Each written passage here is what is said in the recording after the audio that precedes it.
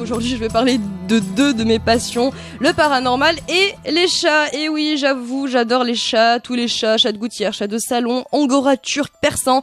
De quoi garder le sourire. De quoi garder le sourire. Je craque littéralement pour ces petites boules de poils. J'en suis dingue au point où mon appartement est rempli de figures Hello Kitty. Je confirme. C'est vrai.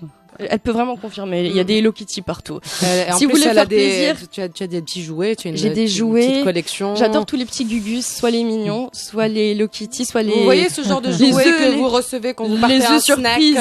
Voilà. Il y a ceux-là et ceux qu'on se trouve dans les petits œufs au chocolat. C'est effrayant. C'est mignon. Si vous voulez me faire plaisir, achetez-moi ça. Je ne demande pas grand-chose. Donc, comme je vous le disais, eh bien, je suis dingue des petits chats. Et oui, que voulez-vous, ces petits félins qui errent parmi nous avec leur air hautain et leur attitude condescendante. Le chat est pour moi en tout cas le seul animal de compagnie qui n'a pas forcément besoin de vous, mais qui vous fait croire le contraire. On a l'impression que c'est des sociopathes, des manipulateurs psychologiques nés. Et on le sait, les chats ont longtemps été considérés comme des animaux magiques. Ils ont même été vénérés, par exemple chez les pharaons.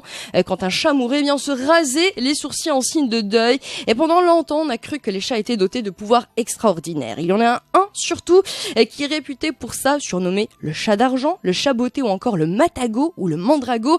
Le chat noir est considéré comme une créature surnaturelle et qui peut être soit bénéfique, soit malfaisante. En tout cas, on lui a attribué des pouvoirs surnaturels comme celui de posséder 7 ou 9 vies et on le considère aussi comme un sorcier métamorphosé ou un démon familier. Du coup, tout possesseur de chat noir risquait le bûcher pendant l'Inquisition. D'ailleurs, le pape Innocent VIII autorisa même que l'on brûle vif des chats de couleur noire avec les hommes et femmes accusés de sorcellerie ou d'hérésie à l'Saint-Jean.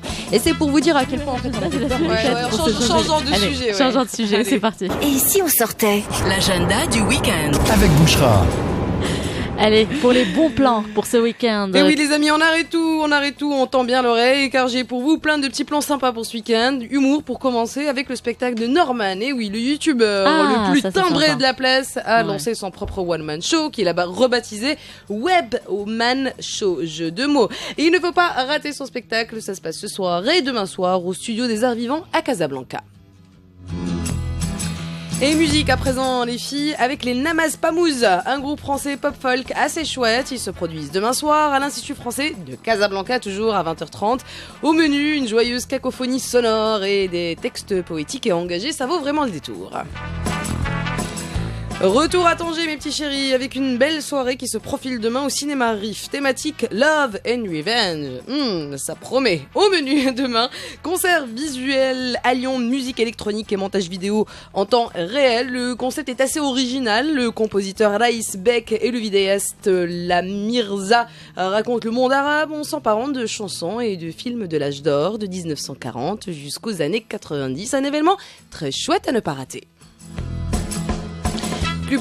Plus brièvement les filles, assez rapidement, le festival Seul Marrakech démarre demain. Photos, vidéos, peinture, l'événement a pour but en fait de mettre en lumière les artistes émergents, ateliers, workshops, musique, le tout sous le soleil marrakchi, bonne ambiance, ça vaut vraiment le détour. Et puis à Tanger, ça c'est un événement qui va intéresser Amna, la 14e édition du festival du court-métrage méditerranéen de Tanger démarre ce lundi 10 octobre et se poursuivra jusqu'au 15 octobre. Projections et conférences prévues tout au long de cette semaine et plusieurs pays qui seront présents pour cette 14e édition, notamment le Liban, la Jordanie, l'Égypte, l'Espagne ou encore la France.